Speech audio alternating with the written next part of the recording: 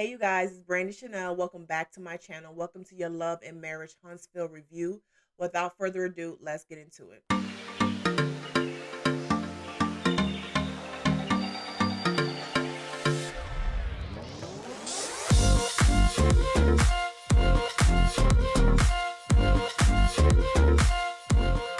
Okay, you guys, so let's get into Love and Marriage Huntsville. This this episode was okay. It's a lot of the same old. I'm ready for the season to be over with because it's giving a lot of the same thing, right?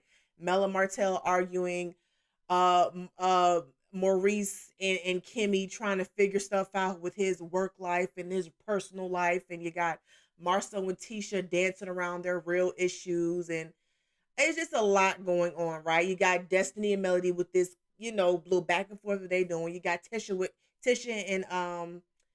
and Kimmy with their back and forth. It's just a lot of back and forth, regurgitating the same storyline, and it's I'm kind of ready for the season to be over with, right? So we have Mel and Martell arguing at the site. I'm tired of Mel and Martell. Like at this point, it's just toxic at this point. To the point where last week where they were gonna give us a whole episode dedicated to Mel and Martell's toxicity. Like it's like they're shoving it down our throats. We don't need to see this, okay?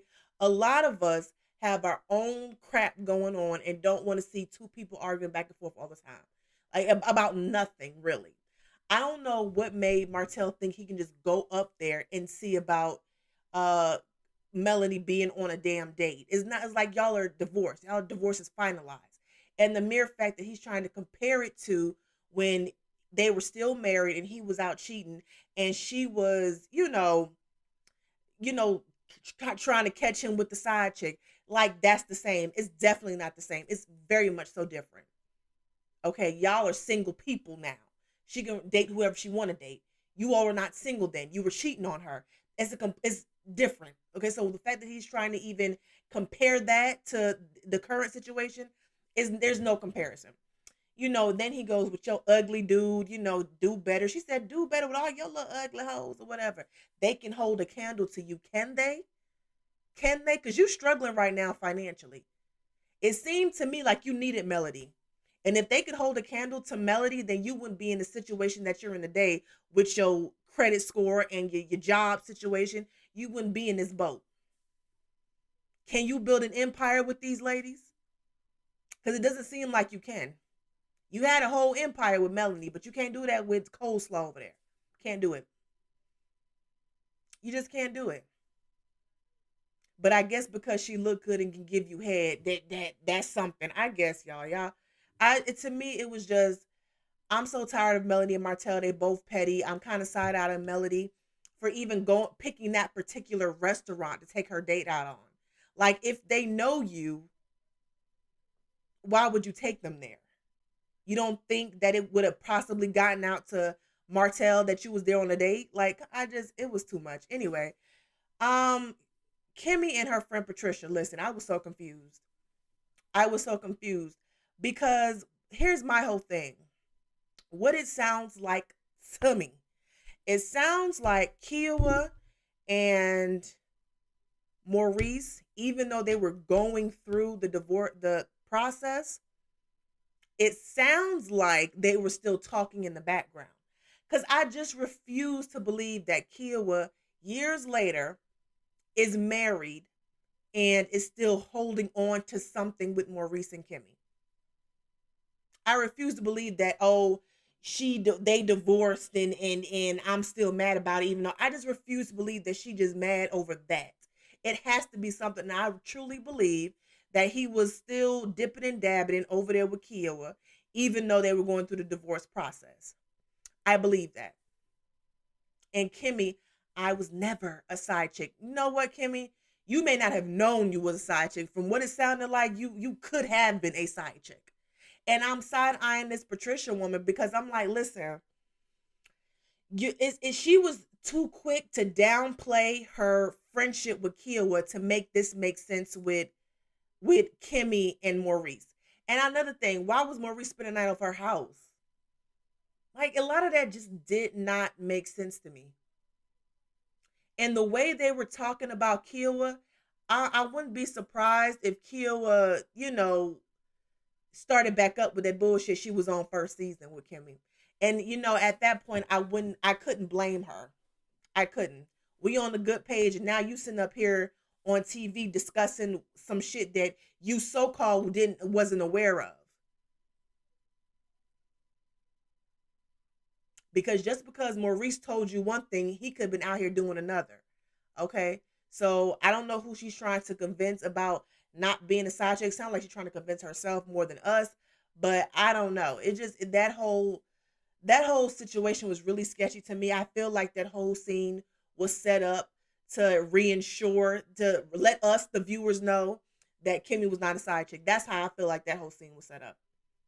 Because everybody on the cast has insinuated or just flat out said that she was a side chick. So you might need to check with your man, okay? Um, Marceau, Tish, and these finance couple.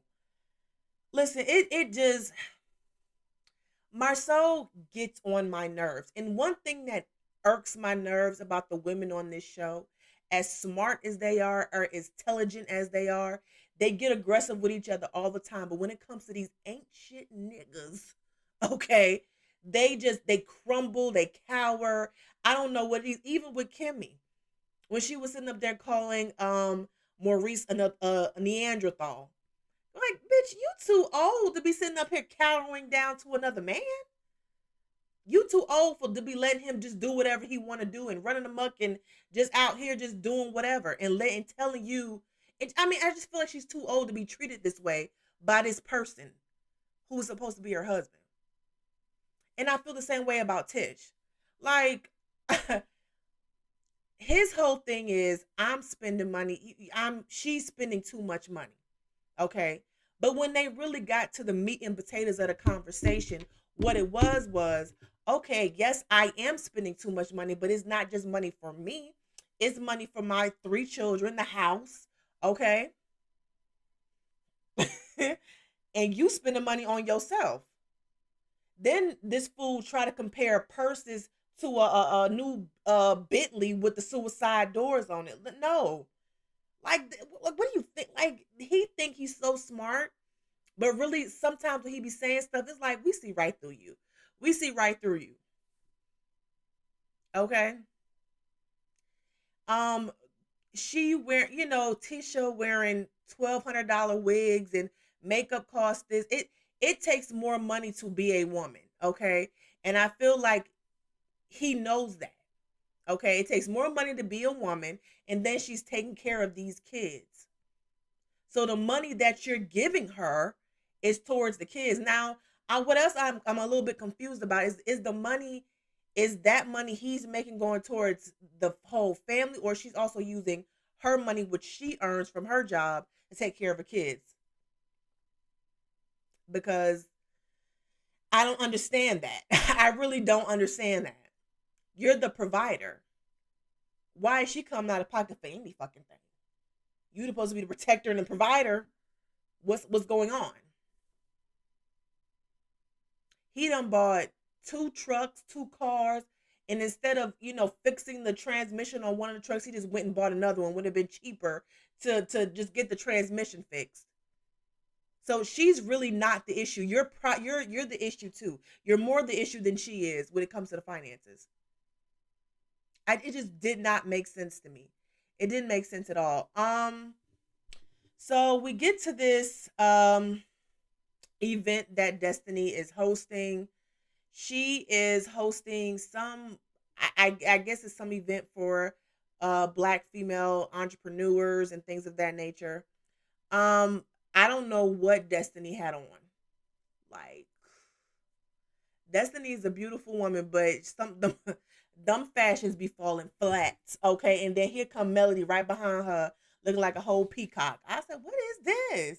I swear, y'all can say what y'all want about Tish, and as much as she get on my nerve, she be the best dressed on the show, following Kimmy, because sometimes Kimmy be a little questionable, but they just looked a mess. They sit down. They start talking about sponsorship. They get on the subject of sponsorships, right? Oh, and Tiffany was there. She looked at a mess. You know, she didn't look. She looked like a school teacher, a little elementary, a school teacher that teach reading. Like she didn't even look good. She just looked. We'll give you a pass, Tiffany. This is your first season. We'll give you a pass. Next season, you better come correct. Okay. Okay, so they start talking about sponsors. Destiny sent the information to Stormy to be a sponsor, but didn't do it to Melody. Melody makes this big production at the table. Why you send it to Stormy, but just send it to me? See, this is what happens when you're a good friend and you drop the ball and you have a check anyway. It was just a big dramatic production just to put all the attention on her. And I'm just like, girl, like let it go. It slipped her mind. Let it go. Okay, let's let the shit go. Okay, so now we are on Tish and Kimmy. Tish tells Destiny, and I think it was Melody she was talking to, saying that she didn't get a check for the sponsorships. Now, here's my whole thing. I'm like, Tish, that's not the time to bring it up. Like, don't bring it up at the table. How about pull her aside to talk about a check or money? Because it seemed like you're trying to front in front of these people, okay, and trying to call people out. But then we got Kimmy, and kind of interjecting herself in it and saying, well, did you receive the check?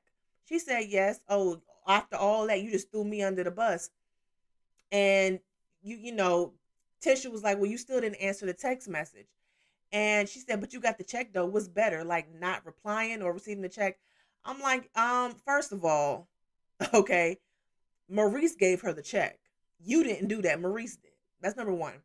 Number two, he did it late and he did it after the confrontation between you and her. So you just gave her the check to shut her up. You still didn't respond to the text message. And at this point, you know what? You just being petty. And they had a good conversation at the beginning of the episode, her and her friend Patricia, about the little text message. And Kimmy just said she was being petty, and in this moment, she's still being petty. I don't know what's going on behind the scenes, but it feels like something is going behind the scenes, and it's Kimmy doesn't want to really speak on what's going on behind the scenes, and she's acting out in a way that's making her look real childish, make her real immature, real petty. Okay, and I'm really surprised at her for that because she's usually a direct person and will just address the problem head on. But that was that. Then um Tish pulls Tiffany aside to go have a drink and talk about, what's been going on with Tiffany's life since she's already in everyone else's business. Since she's so transparent, well, be transparent about that. About your life because you don't mind putting anybody else's business out there on Front Street. So let's put your business out there. And I was here for it. I mean, I was here for it. I saw a lot of people mad at Tish on Twitter saying that it ain't none of her business, ain't none of her business. But Tiffany put herself in that predicament because she came on the show telling everyone else's business. She revealed that she cheated on her husband and Lou cheated on his wife, and she said she cheated on him in high school. Do we really count that? Like, do we really? Are we really counting that? It was high school. Like you were young. Like I don't. It's cheating. I get it, but are we really counting that? Like, are you really counting that? Like to me, that's you're young and dumb now. We whole grown ass people. But nonetheless, they talk about that. Tish is basically giving interview questions. Is At this point I would just stop the conversation, but I wasn't mad at Tish for doing what she did because she was like, you speak about being so transparent. Tell us your tea. What's going on with your tea? You don't mind spilling everyone else's shit. And I think this was also payback for when Tiffany had said what had Tiffany on in Vegas had told Tish what Lou said about Marceau saying that Tish was insecure. So I don't feel bad for Tiffany. I don't feel bad for Tiffany at all. So that's it with Love and Marriage Huntsville, you guys. I didn't take much notes. I have family coming in. It's the week of Thanksgiving, and I'm still working. Okay. So this was a real quick, brief overview of the show. Next week I'll give more details. Don't forget to like, share, comment, subscribe to my channel. Until next time, toodles.